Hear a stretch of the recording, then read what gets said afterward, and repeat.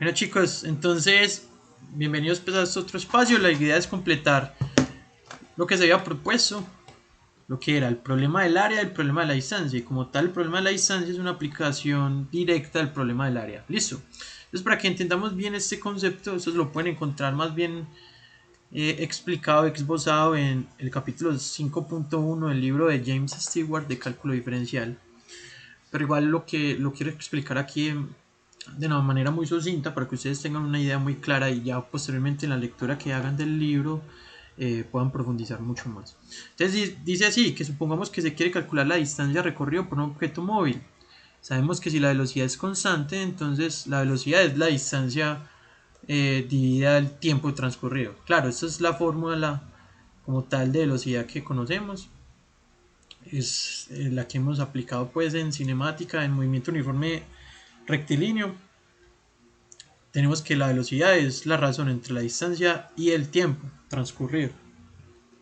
Por ende, podríamos decir que la distancia es la velocidad por el tiempo. Este está dividiendo, pasa a multiplicar. Entonces yo sé que tiempo por velocidad es igual a la distancia.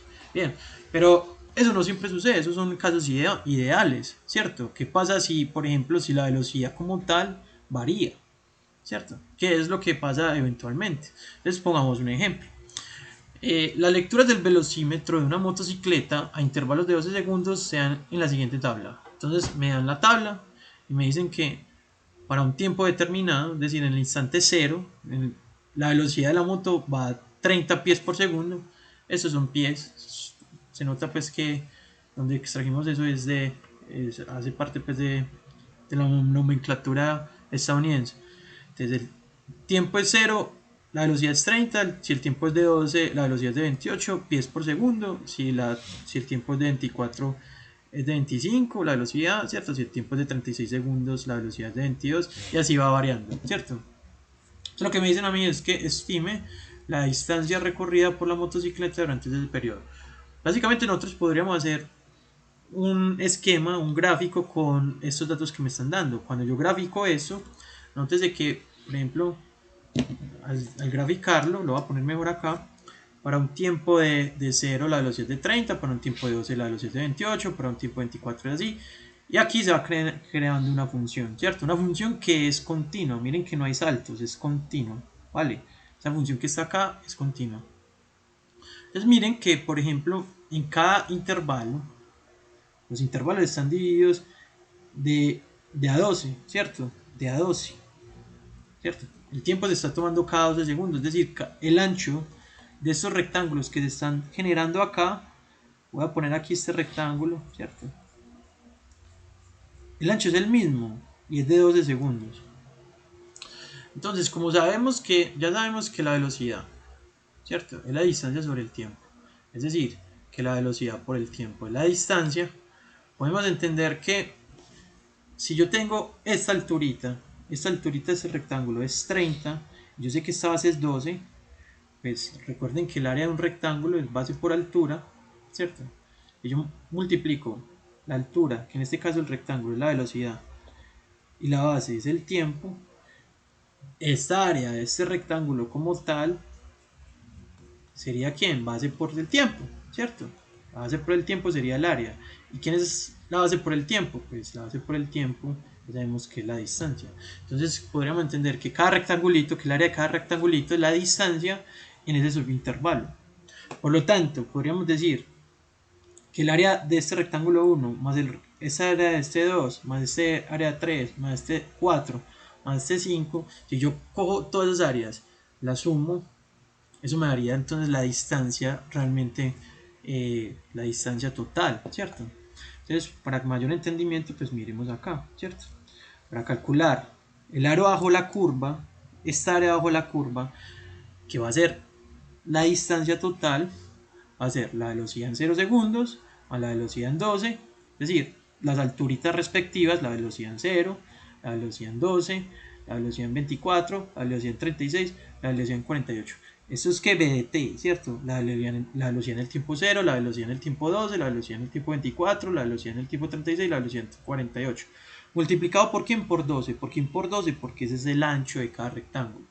Entonces sabemos por la tabla que la velocidad en 0 es 30, que la velocidad en 2 es 28 en 12 segundos, la velocidad en 24 es 25, la velocidad en 36 es 22, la velocidad en el tiempo 48 es 24. Cuando yo calculo todas estas áreas, es decir, la sumatoria de las áreas de cada rectángulo, eso me da el total del tiempo transcurrido. Entonces podríamos decir, en manera general, que si la velocidad es mayor o igual a 0, y obviamente que también si la gráfica de la velocidad es continua, eso lo deberíamos decir, definimos la distancia como el límite, cuando n tiende a infinito, de la sumatoria de los b sub i por delta de t, ¿cierto? ¿Qué es delta de t? Delta de t es el ancho de todos los rectángulos, ¿cierto? La sumatoria de las velocidades, claro, las velocidades de los puntos de la gráfica. ¿Por qué límite cuando n tiende a infinito? Porque si yo quiero tener una aproximación más cercana, ser más riguroso, estar más cercano a la distancia total, ya yo no va a hacer 5 divisiones, sino que yo las divisiones de los rectángulos van a ser mucho más grandes. Para mayor precisión, las velocidades, los rectángulos tendrían que tender al infinito. Observen el ejemplo que les ponía ahorita. Si yo quisiera, por ejemplo, es que esta área estuviese más aproximada al valor real, lo que tengo que yo es aumentar la cantidad de rectángulos que se ponen acá, ¿cierto? Retomando el problema anterior.